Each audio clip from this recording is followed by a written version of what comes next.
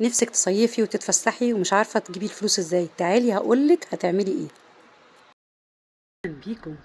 روشتة سريعة جدا جدا مني، روشتة انقاذ. عايزين نتفسح في الصيف، طب هتتصرفي ازاي؟ طب هتجيبي فلوس منين؟ تعالي انا هعرفك هتعملي ايه.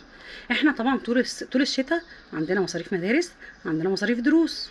طيب هحوشهم. هتقولي لي احنا داخلين على العيد الكبير، ما انا عندي ازمه برضو. هتخلصي العيد الكبير ان شاء الله باذن الله، هيبقى معاكي كده فلوس الدروس متوفره، معاكي كمان شهر 7 ان شاء الله الميزانيه هنخفها من اللحوم شويه، هتبقى حاجات خفيفه كده وسريعه، بانيه، حاجات خفيفه، بحيث ان انت توفري في الفلوس دي مع فلوس الدروس. كده عملت لك ميزانيه حلوه سريعه كده، دي روشته سهله بسرعه بسرعه عشان تقدري تتفسحي بيها. كده على اخر شهر 7 ان شاء الله باذن الله هيكون معاكي مبلغ حلو.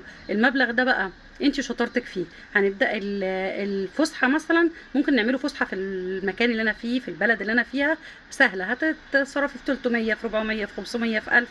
قدرتي الفلوس دي تكفيكي تطلعي بيهم مصيف، سهل ماشي. في نوادي بتبقى عامله بيسينات والكلام دوت تبع النادي، ممكن تقضي فيها يوم يومين ورا بعض، يبقى انت كده برضو فسحتي ولادك.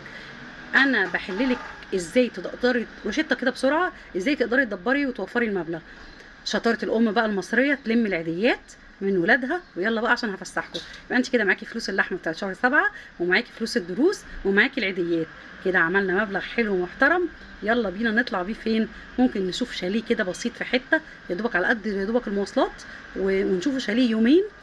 في شاليهات مثلا، والله العظيم في شاليهات الليله بتعمل 500 في العين السخنه، وفي الساحل، وفي ده انا بكلمك على القريب. وفي اسكندريه، طبعا اسكندريه ما شاء الله كل حبايبنا بيشرفونا في اسكندريه.